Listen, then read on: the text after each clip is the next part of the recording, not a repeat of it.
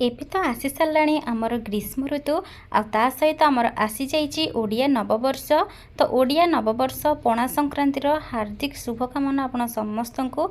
सही पणा संक्रांति में आपण मानक साथी रे बेल पणा रेसिपी शेयर करी निरा शैली बनैबा शिखेबी आ बहुत ही हेल्थीकर ए पणा को किपरि बनै पारे ताहा आपण मानक पाखरे शेयर करी। तो प्रथम शेष जाए वीडियो देखंतु। वीडियो यदि भल लगे लाइक करेंगे वीडियो को। आदि नुआ देखु मो चैनल रे ए वीडियो को मो चैनल को प्लीज सब्सक्राइब करने अधिक रु अधिक शेयर करने बिल्कुल भूलिए नहीं। तेबे चलतु डेरी नक स्टार्ट करवा आमर ये ओडिया नववर्ष उपलक्षे बेल पणा रेसिपी किपरि प्रस्तुत करा जाउछि ताहा पुनी कम समय रे आ भरपूर हेल्थी प्रोसेस रे। नमस्कार मु गायत्री आपण समस्त को दृश्य किचन को पुणी थे बहुत बहुत स्वागत करुछि। डेरी नक प्रस्तुत करवा बेल पणा रेसिपी किपरि प्रस्तुत होउछि। तो बेल पणा बनवाई एठी मु सज बेल दुईटी जाइछि सांगे सांगे गछरु तोलिक मुझे दुईटी बेल को धरी आसी। आ बेल एपरी नेबे गोल साइज बेल नेले बेलटी बहुत ही मीठा रही थाए। बेल को एबे आमे फटई नबा। तो प्रथमे तोली आनी सारा पर बेल को भल भाव धोई ने धोई सारा पर बेल को फटई ने देखिपुंट केते फ्रेश अच्छी बेलटी। बेलर जो बास्ना थाए बहुत ही बढ़िया बास्ना थाए। आ तार ये जदि बेल पणा कर आप पीती बेलर किसी औषधीय गुण थाए। खास कर गैस्ट्रिक पेट हो अबा मलकंटक शरीर हो से लगी ए बेलपणा बहुत उपकारी होता है। तेबे बेल को तो मुझे फटई नहीं देखिपुंट ये बहुत ही ताजा बेल अच्छे जो थी कि अधिक रस अच्छे और मीठा अच्छे बेलटे। तेबे यार रस काढ़ा आरंभ करवा। से गोटे छोट स्टील तसला नहीं जाइए से मु बरफ रखी कि पानी को फ्रिजर रे रखी तो सही ठंडा पानी को ये आड करी। आपड़ चाहिए ये नॉर्मल पानी नहीं पारे किंतु ठंडा पानी नवा द्वारा आमर जो बेल पणाटी चिल्ड हो बाहर और खावाई अधिक टेस्टी लगे पीवाई। तो बेल पणा आम जो चिल्ड पानी रे एटी दे नबा मिश्री जेहेतु एटी मु चीनी व्यवहार करूना बिना चीनी रे यही बेल पणा को बनैबा ताहा पुणी आहुरी हेल्दी रहिबो। मिश्री जदि नियंती आपण तो आपणकर मीठा हिसाब रे एटी मिश्री को ऐड करिवे। आपणकर मेंबर को देखी स्वाद को देखी मीठा को देखी ऐड करिवे। एटी बेल तो मोर बहुत ही मीठा अच्छी यही बेल गुड़ाक तथापि मुझे टिके बेल पणा मीठा ही रखी जेहेतु मो छुआ मैंने पीबे आ टिके मीठा रहिला परे छुआ मैंने आग्रह सह पी नियंती।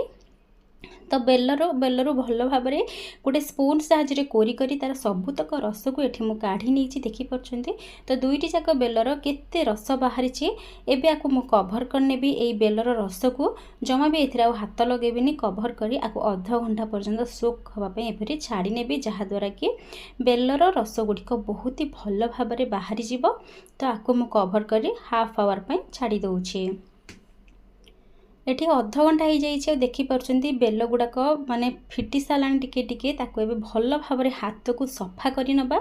हाथ को सफा कर सारा पर हाथ साहाଯ୍य ही आम ये बेल को भल भाव यहीपरि भाव मैश कर नबा आ चिपुड़ी चिपुड़ी रस को हार काढ़ी नबा जहाद्वारा कि बेलर जेतक भी रस अच्छी आमर ये पानी रे सब मिसीज।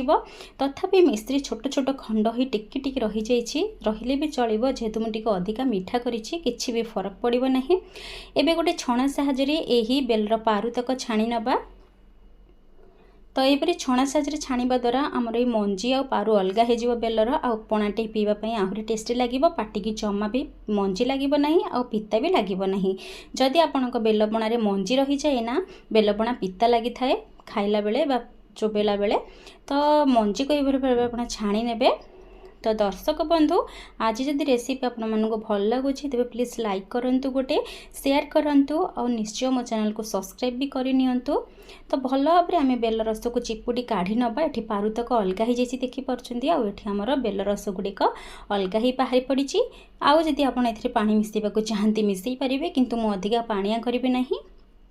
तो दुईटी बेल पणारे मुझे गोटे पाचिला कदली को नहीं कदली को आप स्किप करेंगे जदि आपंकर थंडा देह होता है। कदली पकई सारापर नड़िया कोर ये मुझे पकई नौ भरपूर भाव में पकेबे जमा भी कंजूसी करेंगे ना नड़िया कोर पकेला आउे होममेड छेना को नहीं मु क्षीर को मारी माने क्षीर को फटई छेना कर नहीं सकाଳେ। तो ये छेना को मुझे आड करी भल भाव हाथ साहाଯ୍य मैश कर नबा छेना कदली नड़िया को यही पणारे जेहेतु आम ए पकई नहीं मिश्री तो चीनी आ पकेबा आवश्यक नहीं। एठी भल भाबरे गोले सारा पर आमर रेडी हो गला। आप यदि चाहती यही स्टेज रे गुजराती किंबा गोलमरीच गुंड मध्य ऐड करि परिबे। तो मुझे सर्व कर नौची। सर्व करने आइस क्यूब मध्य किसी ऐड करुच्ची जहाँद्वारा कि आहरी चिल लगे आमर ये पणाटी।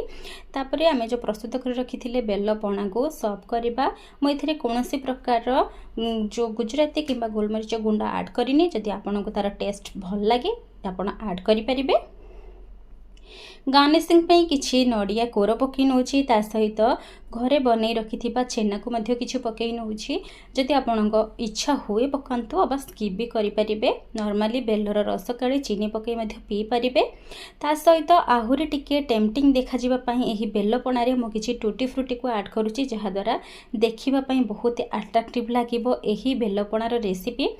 तो एठी आमर तो बेलपणा फटाफट से रेडी हो गला। आमर न्यू ईयर बनवाई रेडी हो गला पणा सरबत। आशा करुच्ची आज रेसिपी आपन समस्त को भल लगी। जदि आज रेसिपी भल लगी थाए तेज प्लीज लाइक करूँ, शेयर करूँ, अधिक रु अधिक सब्सक्राइब करी मते आगो को बढ़ापी स्कोप दिंतु। रोची बेलपणा रेसिपी भल लगे निश्चय ट्राए करेंगे, कमेंट करेंगे। पुणी देखा आउ एक रेसिपी साथी।